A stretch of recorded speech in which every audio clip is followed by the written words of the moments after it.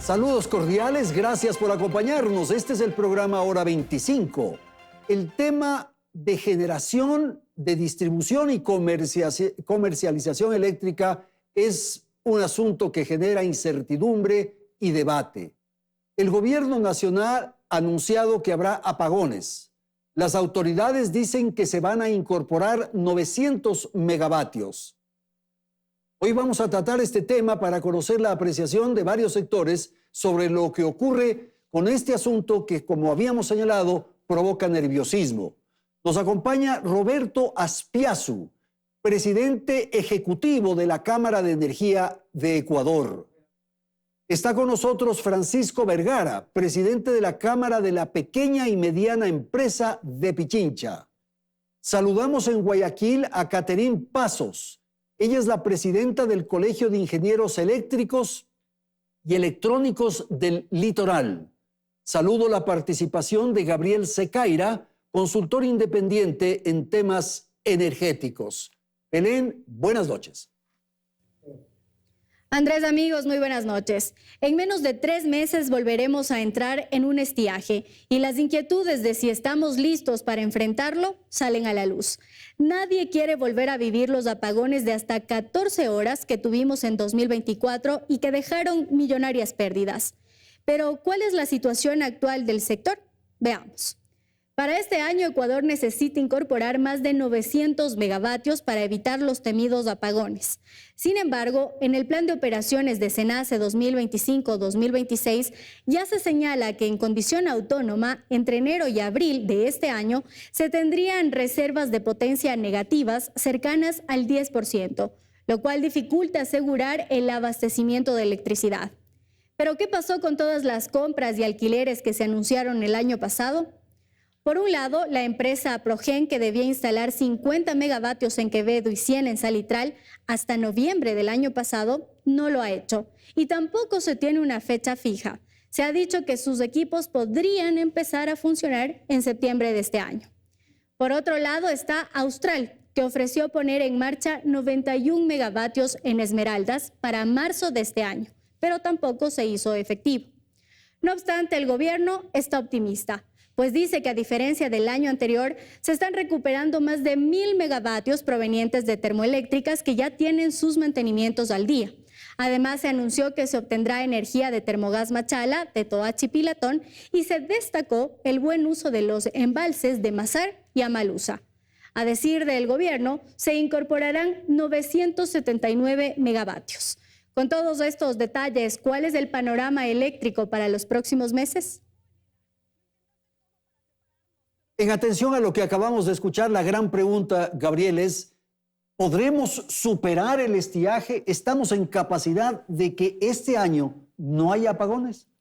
Buenas noches, Buenas Andrés. noches, sí. Buenas noches. A ver, vamos a demostrar un panorama del sector eléctrico, del área de generación eléctrica. Tenemos instalado a abril de este año 7.600 megavatios y tenemos disponible 6.800 megavatios. De los Tenemos cuales, capacidad de producir 7.600. Este momento, y solamente exactamente. hemos... Ya. Este momento. En esos 6.800 están incorporados los 535 megavatios, de los cuales se indica 979. Es decir, está ahí justamente lo de Ayuriquín, lo de Toachi Pilatón, Quevedo, que se contrató en el gobierno de Lazo, y las barcazas, ¿no? Entonces, si nosotros tenemos las probabilidades de lluvia, siempre tenemos que hablar de probabilidad. Si tenemos la misma situación del año pasado, vamos a tener 2.300 megavatios disponibles en hidroeléctricas y 1.600 megavatios de térmicas, lo cual nos da un total de 3.900 megavatios, de una demanda de 5.200 megavatios que se ha establecido para una provisión para diciembre de este año. Y sumamos 400 megavatios más de Colombia, entonces tendríamos 4.385 megavatios disponibles de los 5.200 que necesitamos, lo cual nos indica que tendríamos un déficit de 815 megavatios para diciembre. Entonces, el gobierno está apuntando a los 241 megavatios de Salitral, Quevedo y Esmeraldas. Hoy día he visto una noticia que el SELEC ha notificado a la empresa Progen por segunda ocasión la terminación de ese contrato.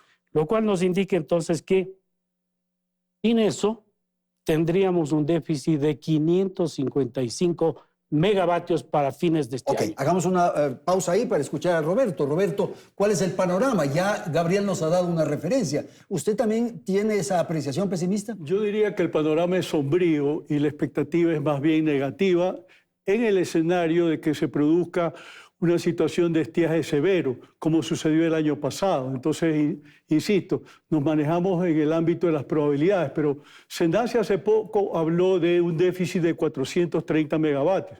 Eso habría que sumarle los 241 de estos contratos de SELEC que prácticamente son fallidos. Se ha caído uno, pero próximamente se va a caer también el otro. Entonces, eso hay que sumarlo y desde luego, eso supone que vamos a tener un déficit de cara al segundo semestre de 2025 que nos va a colocar en aprietos. Pero todo está supeditado también a las condiciones del clima, de que no sea tan severo el estiaje. Exactamente, pero eso obliga también a manejarnos con una mentalidad de soberanía energética y, por ejemplo, en el cálculo que estamos haciendo, tampoco incluimos la energía que Colombia regularmente nos ha venido entregando de hasta 450 megavatios, energía cara, porque sabemos que cuando es energía termoeléctrica cuesta entre 33 y 38 centavos de dólar el kilovatio hora, cuando es hidroeléctrica más barato, entre 8 o 9 centavos, de manera tal que es un poco el problema que estamos afrontando. Ahora, yo sí creo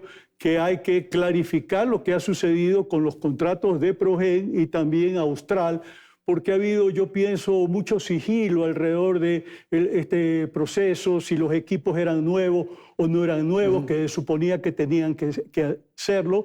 Unos han sido traídos de India, los otros han sido traídos de Beirut. Hay toda una situación un tanto extraña, por decirlo de algún modo. De que los generadores no son compatibles. En el caso de Austral, ese es el caso, pero por otra parte hay que recordar y enfatizar que esas unidades debieron estar funcionando, las primeras dos, Salitral y Quevedo, en noviembre y la otra en principio en enero. Claro. Y estos plazos se han ido corriendo y ahora resulta que la expectativa no es ni siquiera agosto, sino septiembre. Es decir, en el propio manejo de los cronogramas ha habido mucha irregularidad. Okay. Vamos a ir con Catherine en Guayaquil, su apreciación sobre esta propuesta o este anuncio del gobierno de que no van a haber apagones. Sus colegas han señalado que hay incertidumbre, pongámoslo en esos términos. Catherine, por favor.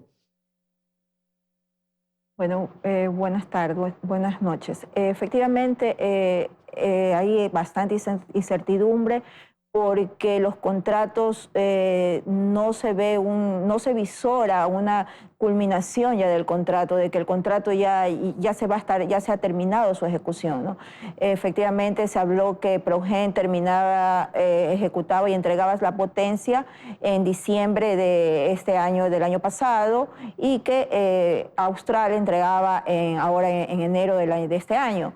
Sin embargo, pues ha habido retrasos y se han hablado de multas y después se ha hablado de que se va a terminar de manera unilateral los contratos y no hay una claridad de lo que ha pasado. Y es muy preocupante justamente lo que mencionaba Andrés, el hecho de que de las 48 unidades de Esmeraldas, 32 sean con otra frecuencia, lo que quiere decir que no se va a poder incorporar al sistema nacional interconectado de nuestro país, porque nosotros trabajamos a 60 Hz. Entonces, toda esta incertidumbre nos lleva a creer que para septiembre de este año no vamos a estar listos para poder cubrir la demanda total, que ya el SENACE lo indicó, que es de 5.200 megavatios. Y esto obviamente preocupa bastante al sector, porque estamos próximos a un estiaje. Es más, el día de ayer escuché también al gerente de SELEC que se tiene pensado que llegue en diciembre, pero ya diciembre es muy tarde realmente. Ya vamos a estar pasando 3 meses de estiaje y dependiendo de la intensidad pues, de las lluvias, porque dependemos directamente del clima para que estar funcionando las hidroeléctricas. Si bien es cierto, se han incorporado nuevas unidades como Toachi Pilatón de 204 megavatios, pero también estamos dependiendo de la parte hidroeléctrica, ¿no? De la parte hídrica. También se incorporaron los 300 megavatios de las barcazas, pero que también hay que renovar los contratos porque fueron solo por 18 meses la primera barcaza. Entonces, hay una serie de incertidumbre de lo que se está pasando, no hay claridad, no hay una información en firme indicándonos pues, por parte de las autoridades si se va, en cuánto tiempo, darnos en firme un tiempo claro de cuándo se va a instalar toda esta potencia que se requiere. Ok, gracias, Caterín. Simplemente una acotación. En esos datos que usted dio, Gabriel, el tema de las barcazas o de estas térmicas móvil, ¿las consideró? Claro, está considerado los 300 megavatios 300 ahí. Exactamente. Ok, perdón, Francisco. Entonces, ahora, ¿cuál es su apreciación? La situación es muy grave, como se ha dicho. La palabra clave que se está repitiendo es incertidumbre y para el sector productivo es terrible. Bueno, pero el sector productivo sí se preparó para el estiaje anterior y tuvo capacidad de instalación, y hizo de autogeneración. Hizo muchísimos esfuerzos, pero recuerde que no avanzamos a cubrir la totalidad. Porque hay que decirlo con realidad y con claridad. El sistema eléctrico es un monopolio natural. Lo eficiente es que el gobierno nacional, que una sola empresa lo organice, establezca en dónde participa el sector privado y entregue energía al consumidor. Recuerde que el sector productivo es consumidor. Y en estas circunstancias, depender solamente de la naturaleza es inaceptable. Eso más, cuando cada hora de que el sector productivo se encuentra apagado, genera $12 millones. Cada hora, $12 millones de pérdida. Y cuando nosotros los llevamos a remuneraciones, solo para que la ciudadanía lo tenga claro, cuando nosotros decimos, ¿qué son 12 millones? Son 20,000 salarios básicos que se pierden en una hora. Entonces, esas circunstancias son intolerables para el sector productivo. Eso genera sobrecostos. Eso por el un lado con los apagones, con las restricciones del servicio. Y usted, como bien ha dicho Andrés y la ciudadanía lo sabe, nos toca poner generadores. ¿Qué significa generadores? Establecer un equipo electrógeno, uno a diésel, uno a gas, para que lo pongamos a funcionar y lo tengamos de contingencia. Pero ¿quién paga esto? La ciudadanía. Porque usted no tiene de dónde más sacar de su bolsillo, sino de cargarle al producto que usted hace, al pan, a la leche, a los huevos. No tiene otra alternativa que cargarle ese costo, porque si no, ¿de dónde salen las correas si no es del mismo cuero? Lo que acaba de señalar Francisco es importante, porque para estas iniciativas se necesita combustible, se necesita energía, o sea, diésel o gasolina o lo que sea. Combustible, diésel, fuel oil, que en el interanual ha crecido 20 y pico % en términos de importación.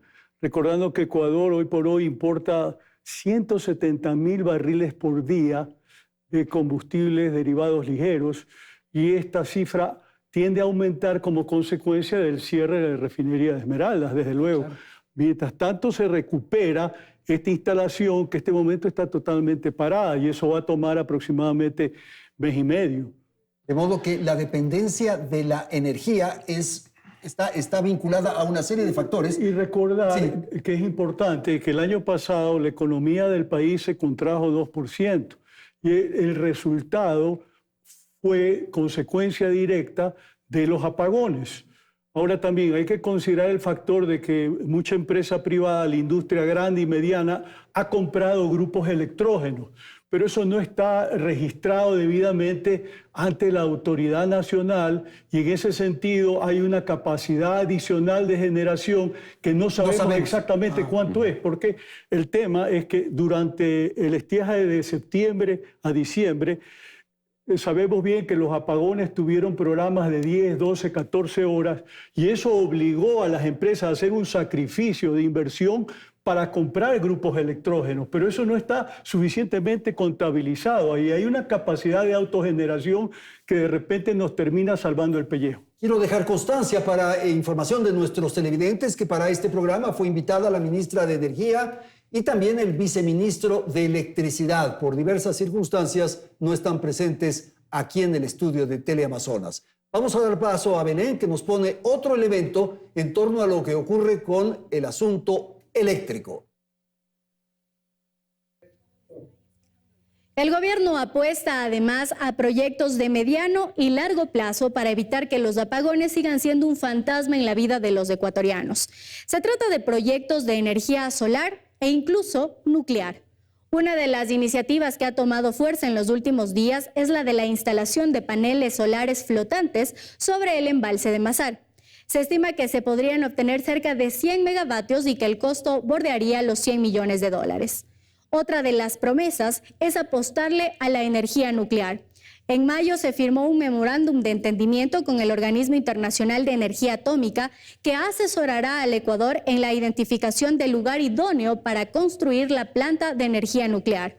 Las autoridades tienen ya una hoja de ruta que empieza con la instalación de un reactor modular que generaría 300 megavatios. Y a mediano y largo plazo, la idea es construir una planta de 1000 megavatios. Es decir, para 2029 el país podría haber hecho realidad esta idea, la cual se estima tendría un tiempo de vida útil de 40 años.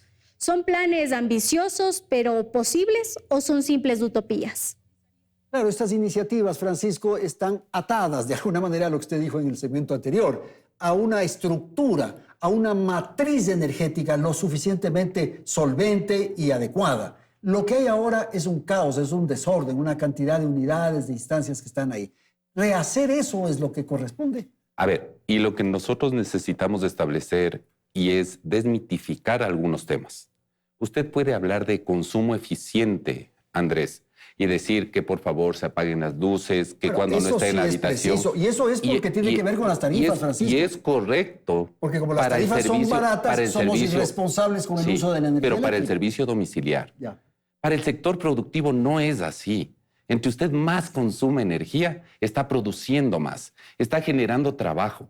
Recuerde que estamos en un país en donde el crecimiento económico, como lo dijo Roberto, es inexistente. Es decir, no estamos creciendo y no estamos pudiendo cubrir la demanda de empleo y de trabajo que necesita nuestra gente.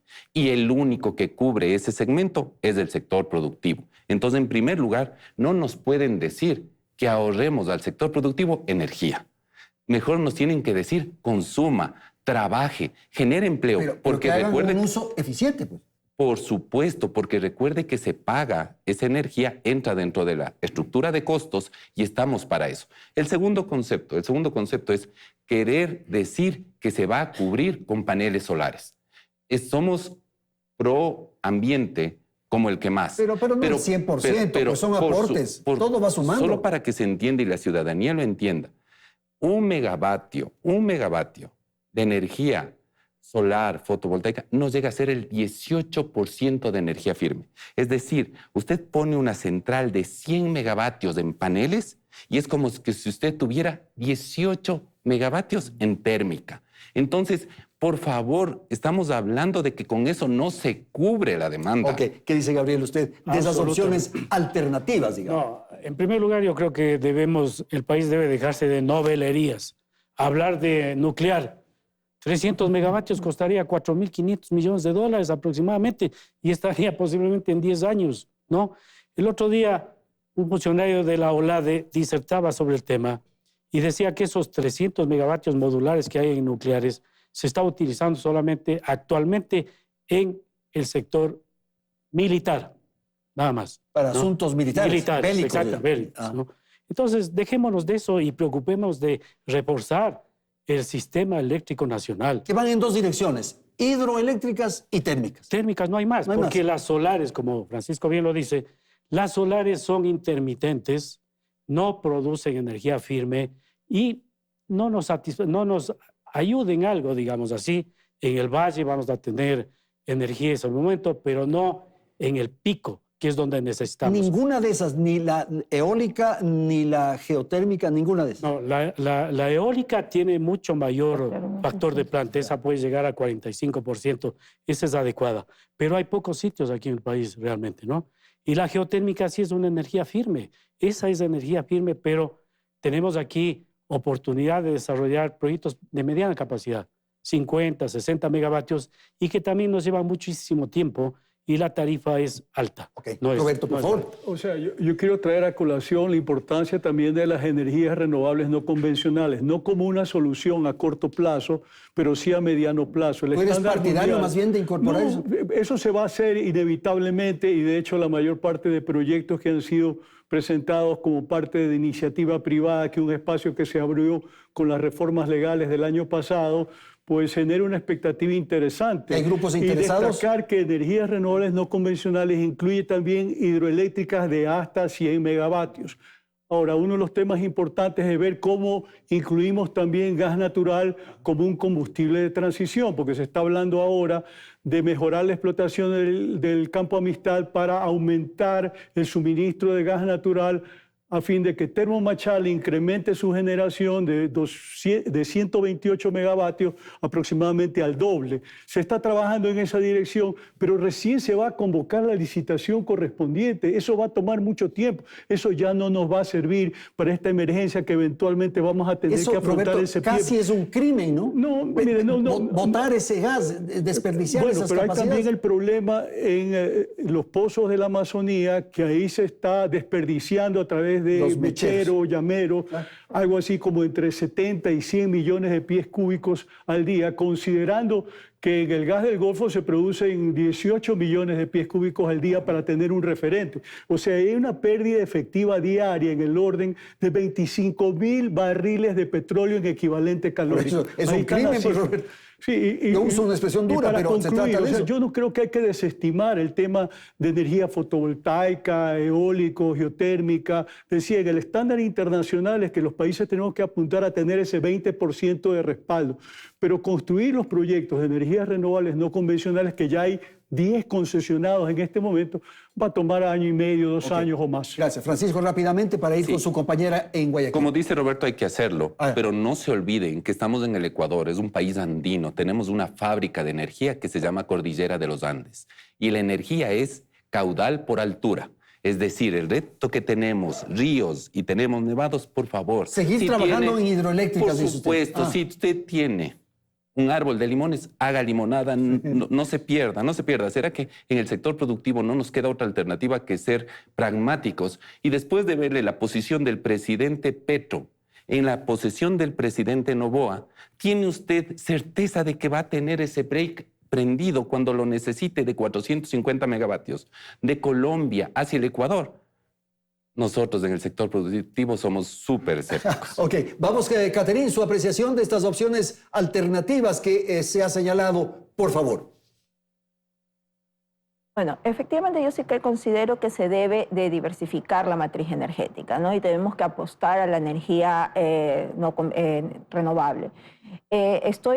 Comparto de que la energía solar no tiene su factor de potencia al 100%, pero sí es importante incluirla porque de a poco vamos a poder abastecer o suplir la demanda que se va en crecimiento.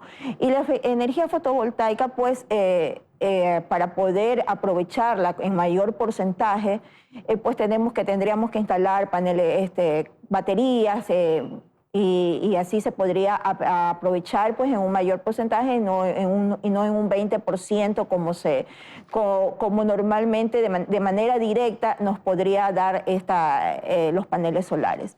Pero yo creo que hay otros sistemas, otras soluciones y a la que yo creo que sí debería de apostarse y yo aplaudo, y es más, el gremio aplaudimos cuando se retomó los estudios de generar energía a través de la geotermia, ¿no? El Ecuador es un país pues, que tiene su cordón que se llama Cordón del Fuego del Pacífico, donde ya han habido estudios que se puede llegar a generar hasta 3.000 megavatios en este cordón, y sí, es más cara, es un poco más cara, y es más cara que la solar, que la eólica, que de las hidroeléctricas, pero viene a ser mucho más barata que una generación nuclear y mucho más segura. Estamos más preparados. Yo no comparto, ni el gremio ni compartimos. Bueno, hay algunos colegas tal vez discrepan de que se deba de instalar si han apostado a esta energía nuclear, pero la mayoría de los colegios que están, conformamos el Colegio de Ingenieros Eléctricos del Ecuador, coincidimos que esta energía nuclear, primero no estamos preparados jurídicamente, políticamente, no tenemos una estabilidad política en el país para poder implementar una solución de energía nuclear. No hay, se habla de que puede costar 6 millones cada megavatio hora. En Argentina ya se está instalando un piloto de 32 megavatios y cuesta 450 millones, lo que se traduce a 14 millones por megavatio, lo que es extremadamente caro. Si hay otras soluciones más baratas, a mediano plazo, no como la energía nuclear, que puede ser, la construcción puede ser de 10 a 15 años, ¿por qué no optamos por diversificar nuestra matriz con justamente energía geotérmica, eólica, solar, y es más, incluir la energía a través de la transformación de la biomasa, el biogás, también somos muy aptos para poder generar esa energía con todos los residuos que tiene el sector ganadero, el sector agrícola. Es un poco más cara, es similar tal vez a la nuclear, y los costos operativos sí son un poco elevados, pero es una energía más segura y podemos tener un panorama jurídico más estable. Perfecto, vamos a hacer una pausa. Estamos en el programa Hora 25. El tema de esta noche es lo que ocurre con la energía eléctrica. En un instante retornamos. Hora 25, con el auspicio.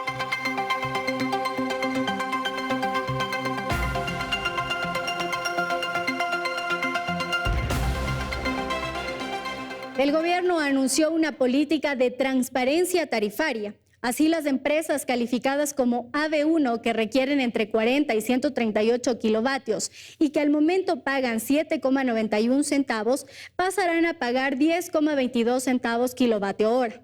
En este grupo se encuentran cementeras y algunas industrias ubicadas en Durán, en la provincia de Guayas. La medida también va dirigida para las empresas catalogadas como de medio voltaje, que son las que se ubican en parques industriales de Quito, Cuenca, Ambato y otras ciudades. En este caso, el valor de la tarifa pasará de 9,27 centavos a 11,64 centavos kilovatio hora. Con este incremento, el Estado recaudaría 256 millones de dólares, y a esto se debería sumar los 200 millones que ya se obtiene del cobro de las AB2, en el que se ubican, por ejemplo, 2 mineras. Para el sector residencial, la tarifa se mantiene, aunque ya se ha dicho en varias ocasiones que todas las tarifas deberían ser revisadas por cuanto están por debajo del valor real, y eso crea un déficit en el sector. Este es un tema extremadamente sensible y de alguna manera está conectado con lo que tratamos anteriormente. Roberto, ¿qué ocurre con el sistema tarifario en términos generales? La estructura tiende al subsidio y eso determina que las empresas eléctricas no tengan capacidad de inversión en generación, transmisión, distribución, y entonces ahí se cruzan las cuentas de una manera perversa con el combustible subsidiado también de Petroecuador, cuentas que, por ejemplo, Selec no le paga a Petroecuador y que hace pocos días era una cuenta impaga de 390 millones de dólares. Y todo viene de una decisión de la Asamblea Constituyente de Montecristi que determinó que toda inversión para efectos de infraestructura del sistema eléctrico la amortización correspondiente debería quedar a cargo del Estado, es decir, del presupuesto general, y no podía ser aplicable a la tarifa. Esto acaba de cambiar con las reformas legales del año pasado y es la razón por la cual ya se puede dar este paso de ir ajustando las tarifas, haciéndolas poco más racionales, en líneas muy gruesas. El año pasado se hablaba, inclusive en documentos oficiales, que los promedios de tarifas estaban alrededor de 9 centavos y que el costo real estaba en 15 centavos. Entonces también se decía de que los niveles de subsidio anual podrían llegar hasta $1.000 millones. Entonces figúrate tú. Se suele decir aquí también de que la energía que utilizamos en el Ecuador es de las más caras del continente. Eso no es correcto. La energía en Colombia y en Perú en promedio está fácilmente en 18 a 19 centavos. ¿Sí es una energía cara o no? ¿Perdón? Si le eliminamos el subsidio, sí es una energía cara. Claro, y desde ese punto de vista yo justifico la decisión que está tomando el gobierno de racionalizar un tanto la tarifa, pero creo que es muy importante también hacer una auditoría para saber exactamente cuáles son los verdaderos costos de generación, transmisión, distribución, porque el Estado en medio de todo es juez y parte, es operador, es regulador, controlador, sancionador. Entonces, evidentemente, tiene que haber un tercero que haga una evaluación y diga, bueno, los costos están por aquí. Eso estoy totalmente de acuerdo. Hay que hacer una evaluación de lo que ocurre con el costo, digamos, de generación, de producción de electricidad y también el destino de aquello que se recupera como consecuencia de las tarifas. Voy a dar la palabra a Gabriel para su apreciación. El tema es que para efectos de la población, ya hemos hablado del subsidio, es una energía relativamente barata. Es una energía barata justamente por lo que hay subsidio, claro. Obviamente, ¿no? Y si se quitan los subsidios va a ser una energía cara. ¿Por qué? Porque aquí tenemos el componente de generación. Tenemos en hidroeléctricas que en su mayoría son de pasada. Eso es lo caro. Y tenemos el otro componente térmico, que también en su mayoría son a diésel, con diésel importado. Lo contrario sucede en Colombia y Perú, que tienen hidroeléctricas grandes, con almacenamientos grandes y con gas natural. Esa es la gran diferencia. Entonces, el precio medio que se calculaba debería estar en 15 centavos de dólar el kilovatio hora. Pero en estas tarifas actuales no se consideran los costos de inversión, de generación, fundamentalmente. El peso que tiene la distribución está en aproximadamente un 57% de la tarifa. Pero, por ejemplo, usted me detengo un ratito por lo que dijo Roberto en el tema de inversión. No se considera eso. No se considera. Eso resulta también poco adecuado. Es un absurdo. Absurdo. Es un absurdo, por eso tenemos un alto componente de subsidio. Tenemos que la CNEL le debe a CEGLEC aproximadamente $600 millones, porque no alcanza con la tarifa. Y entonces, cuando vienen los inversionistas privados acá, lo primero que preguntan es, ¿de dónde me van a pagar? ¿Quién me va a pagar? No hay cómo tarifa me van a para pagar? que me paguen. Claro. Entonces exigen una garantía de pago, lo cual se soluciona creando un fondo de garantía independiente que pueda demostrar al inversionista que ahí está la plata, ¿no? Pero esto no se ha hecho. Lo que se ha hecho es recurrir al BID para que el BID ponga una garantía contingente para estos proyectos que están adjudicados, que suman aproximadamente 800 megavatios, de los cuales apenas 150 son hidroeléctricos. Y con eso tendremos disponibilidad de esa energía de aquí a 2 o 3 años todavía. Y no se cubre, no vamos a alcanzar absolutamente a cubrir para diciembre. Porque mire, se anunció el arrendamiento de 260 megavatios en turbinas y estamos en junio. Esto no alcanza a llegar a diciembre, ¿no? Y se piensa comprar equipo nuevo. Las fábricas que yo he consultado le ofrecen motores y turbinas para el 2029 y 2030. Cuenta, claro. No existe. Entonces la única opción que tiene el gobierno es arrendar, pero arrendar, en lo posible, debería arrendar motores, que son de inmediata instalación. Motores en tierra, no las barcazas. No las barcazas. Las barcazas ya están ahí. No creo que haya más. No hay más. Los motores en tierra que van a tener necesariamente que operar con diésel. Y además de eso hay otro asunto. Se hablaba hace un momento de que la última ley No Más Apagones 2 aumentaba de 10 a 100 megavatios la posibilidad de un inversionista privado. Pero ahí hay 2 cuellos de botella. La una, te indica que el inversionista tiene que hacer la inversión para la línea de interconexión en primer lugar. Y en segundo lugar tiene que poner baterías. Y esas baterías son caras, son muy caras. Entonces la tarifa va a ser más alta.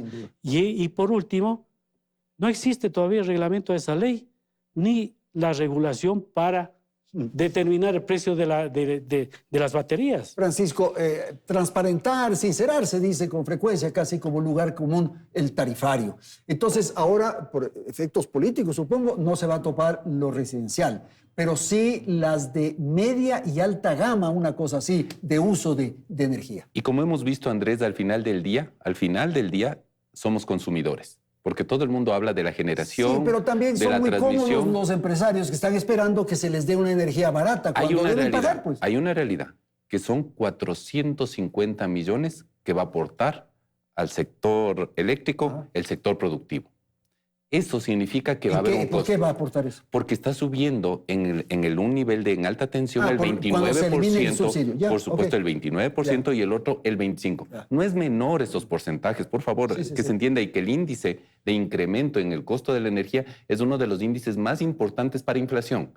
Que eso no se vea en el producto final, no es porque no haya inflación en el Ecuador, en un país dolarizado, sino es porque no hay capacidad de compra por parte de nuestros consumidores. A usted no le sirve de nada, Andrés, tener una fábrica de ternos y tenerlos almacenados en la bodega si no hay quien los compre. Pero Francisco, y un tema. Si el precio de la energía eléctrica es X, eso hay que pagar. Y tenemos que pagar todo. Andrés, estamos conscientes de eso. Pero le tengo que decir que el índice más importante en el suministro de electricidad, el índice, es la continuidad. Porque ahora no hay actividad humana que no se tenga la necesidad de tener energía eléctrica. Como decimos en buen serrano, la luz.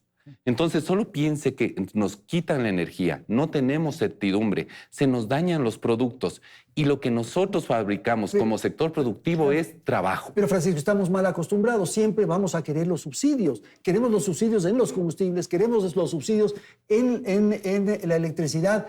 Tenemos subsidios incluso en los peajes de las carreteras. Hay una parte de eso que cubre el Estado. Ahora, que paguemos. Eso es lo que debe corresponder. Y no estamos en contra de la participación del sector privado. Más aún, pensamos que una de las soluciones o la solución del sistema es que participe el sector privado dentro de la industria eléctrica, que se le permite y se le den reglas claras para que pueda tener autorizaciones, inversiones y seguridad jurídica. Porque se ve que ese tipo de circunstancias son las que en realidad está encareciendo las consecuencias. Recordemos que no tener energía eléctrica cuesta más de $1 cada kilovatio, cuando generarlo puede estar en 14, 16. Es una locura. Vamos a ir con Catherine, su apreciación del tema tarifario, una intervención cortita, que estamos sobre el tiempo. Adelante. Sí. Bueno, exigimos al gobierno que invierta, pero no hay dinero. Entonces, este es un primer paso precisamente para que en un futuro haya inversión. De retirar este subsidio al sector AB y MB era necesario y considero que va a ser paulatino, después será a los comerciales industriales que estén también en bajo voltaje, ¿no?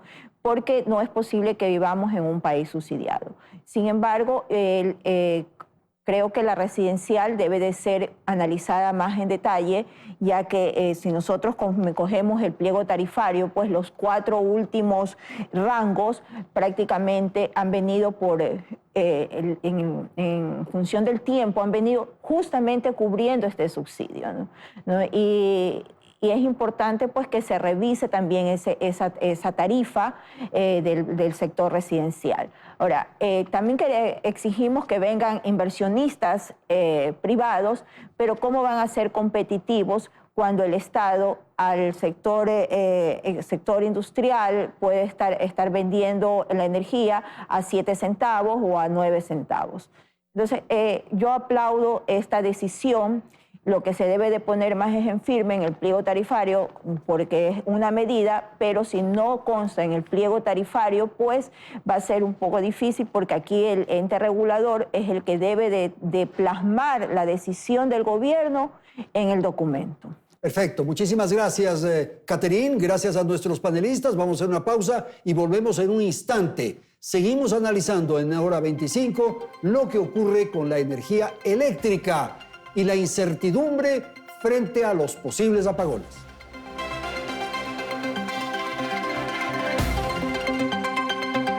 Hora 25.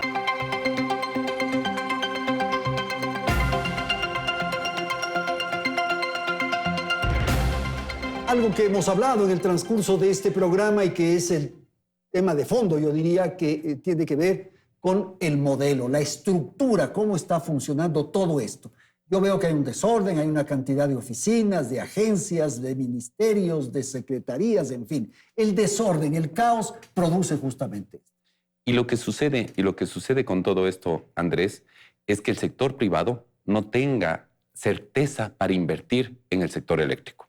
O sea, de iniciativas privadas, porque privadas. Al final del día tú para hacer una inversión, lo primero que haces es, ¿voy a poder recaudar el dinero? ¿Me van a pagar lo que estoy invirtiendo?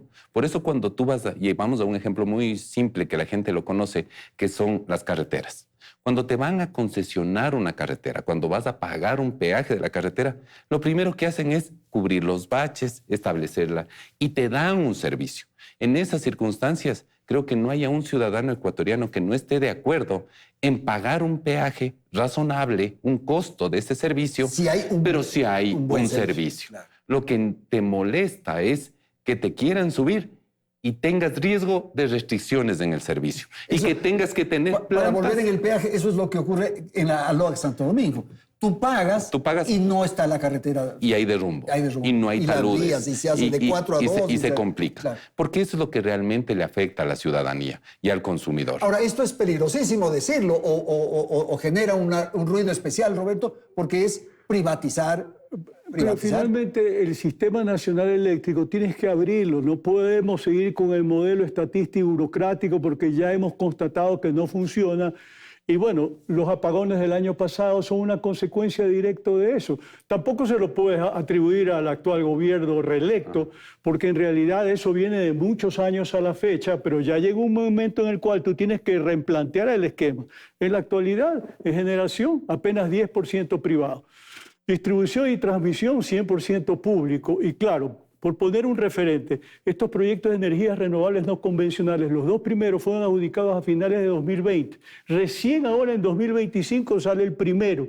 Y hay otros 8 contratos que fueron suscritos durante el gobierno de Guillermo Lasso que están en fase de bancarización, a la espera de qué es lo que ocurre.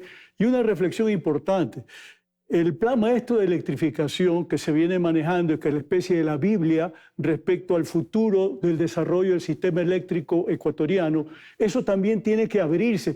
Hay que permitir que el sector privado participe con su visión respecto a esta estructuración de la política pública, porque resulta que en este plan maestro de electrificación ahí está dicho lo que se puede hacer y el resto no se puede hacer. Hay una interrupción, salvo como consecuencia de las últimas reformas legales que han abierto un poco el esquema y ahora ya se permite la iniciativa privada, pero de manera restringida todavía. Si las condiciones fueran distintas, ¿sí? El generar electricidad, el invertir en electricidad por parte de estos sectores privados es un buen negocio. Claro. Es un buen negocio. Pero ¿sabes qué? Pero es que ese es el punto, es que hay que comenzar a abrir el mercado para que los generadores puedan entenderse directamente con los consumidores o con los grandes consumidores y que pacten los precios y que paguen un peaje por la transmisión y la distribución, pero finalmente algo que no exija necesariamente una intervención tan frontal del Estado que lo único que hace es enredarlo todo. Esa es la figura de alguna manera ideal. Digo yo para el consumidor, para nosotros.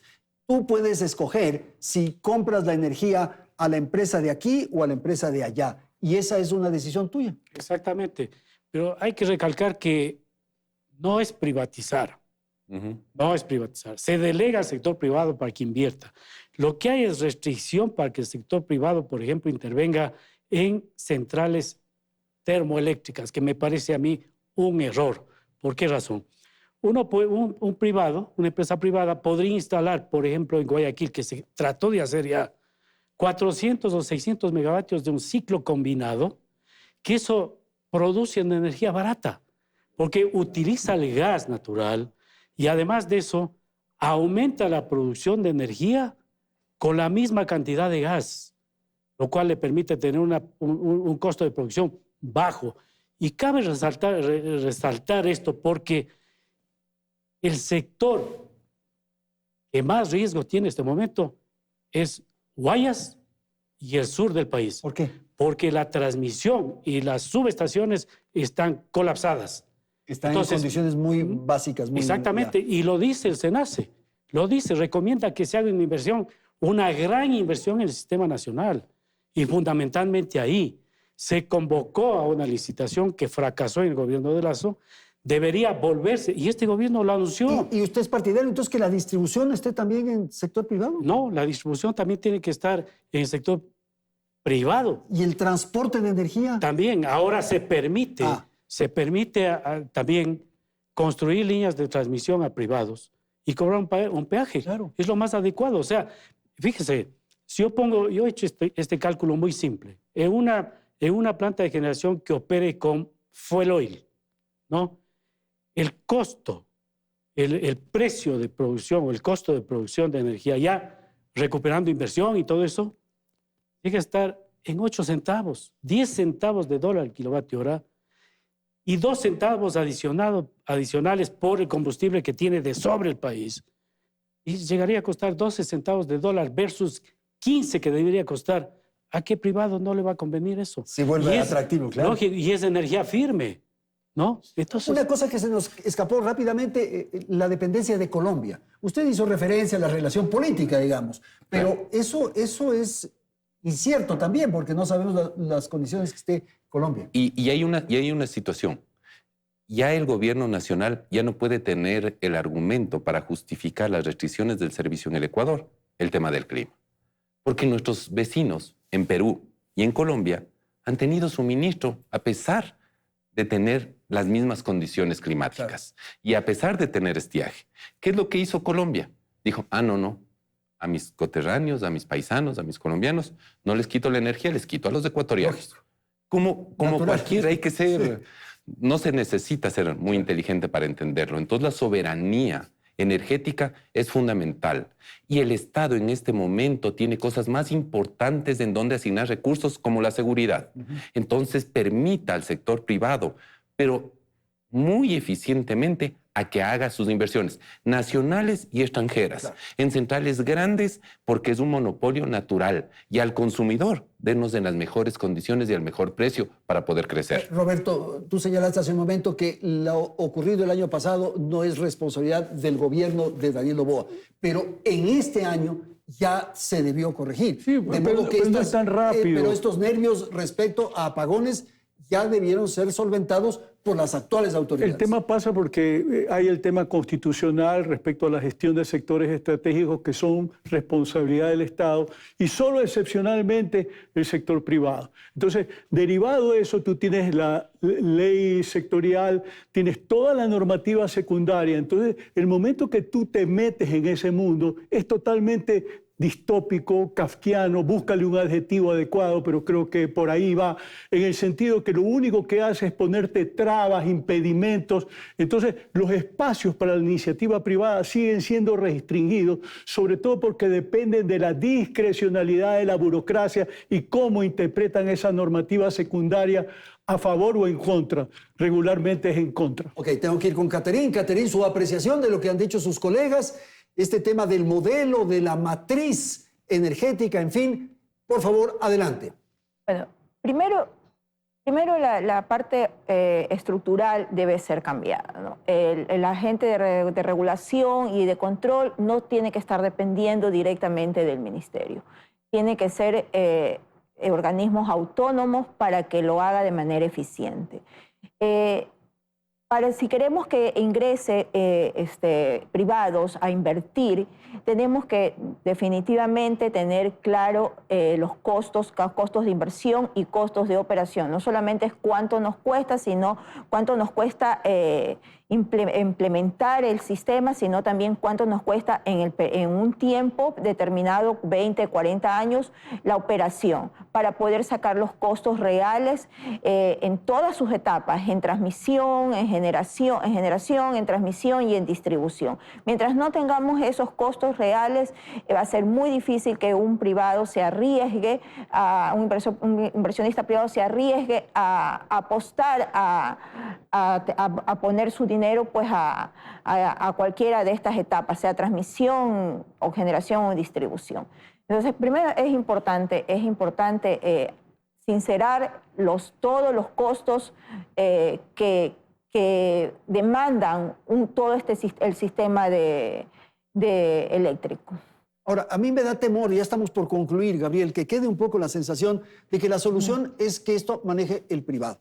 Yo creo que sí, que tiene que haber participación privada, pero la estructura de Estado, de lo público, digamos, tiene que ser lo suficientemente adecuada para que ello ocurra y para no perder eso que llamamos la soberanía energética. Efectivamente, lo suficientemente fuerte en regulación y control.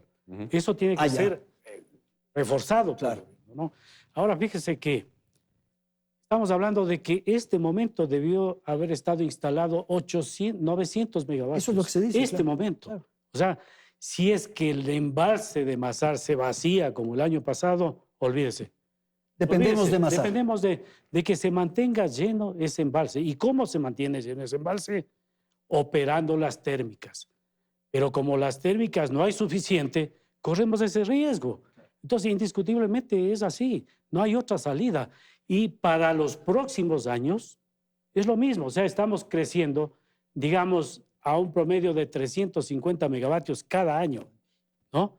Eso tiene que ser cubierto anualmente. Pero como está el mercado internacional, usted no encuentra equipamiento nuevo, sino para de aquí a 4 años. ¿Y qué se está haciendo? No se está haciendo.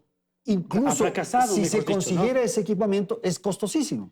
Y el Estado no tiene recursos. Como usted decía, Francisco, había que destinar más bien esos dineros a enfrentar la delincuencia, la inseguridad. Pero fíjese lo que se decía, 200 millones se recupera del aumento de la tarifa. ¿Para qué serviría eso? Para una planta de 100 megavatios, si es que hace el Estado. No sirve para más. Entonces, el sector privado, usted le pone las reglas del juego necesarias, seguridad jurídica y seguridad de pago, y con el dólar, con lo que estamos dolarizados, invierten, generan recursos incluso y nos ofrecen servicios. Y empleo también, empleo. Ya estamos por terminar. Ya te doy la palabra, Roberto. Sí, solo un tema súper importante. Que si estamos en este escenario, que si hay las restricciones, que si se vacía el embalse de Paute, por favor, el ministerio está a tiempo de diseñar el plan de restricciones. Que no nos tengan en esa incertidumbre de 2 horas de la mañana, el calendario de 4 horas a la noche. Tenemos trabajadores, somos sector productivo. Es súper importante que se entienda que nosotros lo que más nos afecta es incertidumbre. Que se invente cada semana cuándo nos van a dar energía, cuándo nos van a quitar. Es terrible. Este es un pedido formal. Y yo lo que iba a agregar es que es paradójico, pero en lo que tiene que ver con los campos petroleros, el gas natural asociado que se quema, desde luego puede servir para generación eléctrica, pero los contratos prescriben que únicamente se puede usar para la propia generación del campo, cuando el excedente que podría producirse serviría eventualmente para interconectar con la línea de alta tensión y de esa manera propiciar un excedente, porque actualmente, como consecuencia de esa falta de interconexión, la industria petrolera consume como unos 500 megavatios, que bien podrían producirse con un gas natural asociado a un altísimo porcentaje. Y no está costeado el gas, que ese es un tema importante en términos de regulación. Te permiten usar el gas para tu propio consumo dentro del campo, pero si tú quieres eventualmente generar adicional como autogenerador y conectar a la línea de alta transmisión, no hay valoración del gas. Increíble. Estamos, a ver, sí, Gabriel, solamente hay privados que quieren comprar ese gas asociado. ¿Y esa energía es relativamente barata en comparación a la otra? Claro, porque ese gas asociado es un residuo que puede ponerle cualquier precio, ¿no? Y puede ser inyectado al distribuidor fundamentalmente, ¿no? Pero lo fundamental es que hay privados que quieren comprar eso, pero fíjese una cosa importante. ¿Eso es un problema de legislación o qué? De legislación. Y se ha pedido al ministerio, el ministerio está estudiando esto, espero que se lo resuelva. Pero fíjese cómo es que superamos el año pasado, acuérdese, y te acordarás, Francisco, 1000 megavatios se sacó del sistema. 1000 megavatios cuando llegamos al top de la crisis. Se les desconectó a los mineros y a los industriales. Y ahí se pudo Nivelar un poco. ir pensando, o sea, rezando para que haya agua y se vaya llenando el embalse. Oye, Andrés, para concluir, no hemos evaluado la incidencia que tiene en un eventual incremento del consumo el sector camaronero y el sector minero. Los nuevos proyectos mineros van a demandar 2000 megavatios y el camaronero más o menos lo propio. O sea, ahí tenemos un pendiente. Y dejar de hacerlo y dejar de apoyar al sector productivo y pensar que restringirle el suministro de electricidad es un error. Realmente hay que buscar en otros mecanismos cómo consumir menos energía o cómo estar preparados para cuando hayan estas restricciones. Y solo les doy un ejemplo.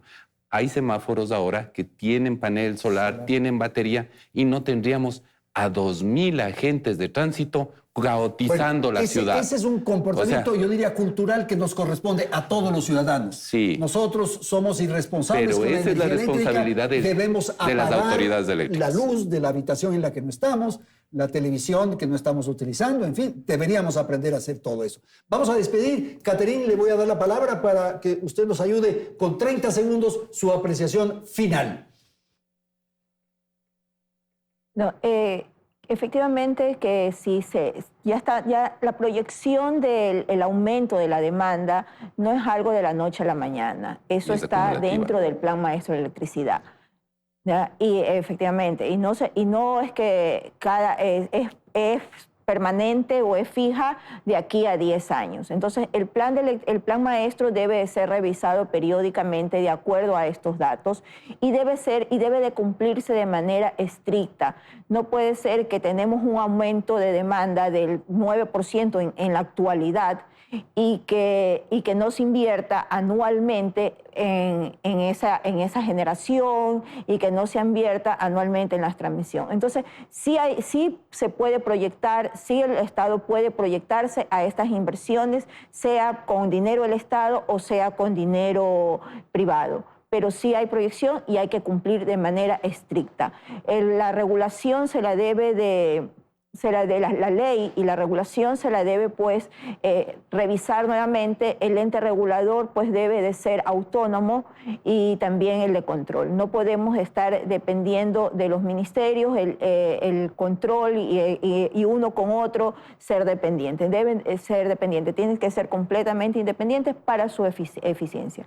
Y efectivamente, como dijo ahí uno de los colegas, no hay que decirlo de la noche a la mañana lo que va a pasar, porque ya el gobierno sabe si es que va a llegar Progen, si va a culminar Progen, si va a culminar Austral, si se va a comprar, si se va a alquilar los 260 megavatios.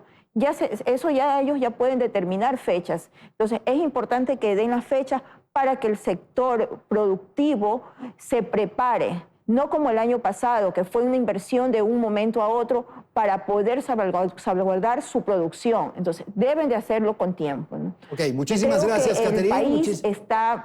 Sí. No sé, ya vamos a despedir, tenemos que cumplir nuestro horario. Gracias a Catherine en Guayaquil, gracias a nuestros panelistas en Quito y, por cierto, a la audiencia. Solamente al concluir, señalar que fue invitada la ministra de Energía y el viceministro de Electricidad. No asistieron. Gracias, felicidades. Hasta el próximo domingo. Teleamazonas presentó Hora 25 con el auspicio de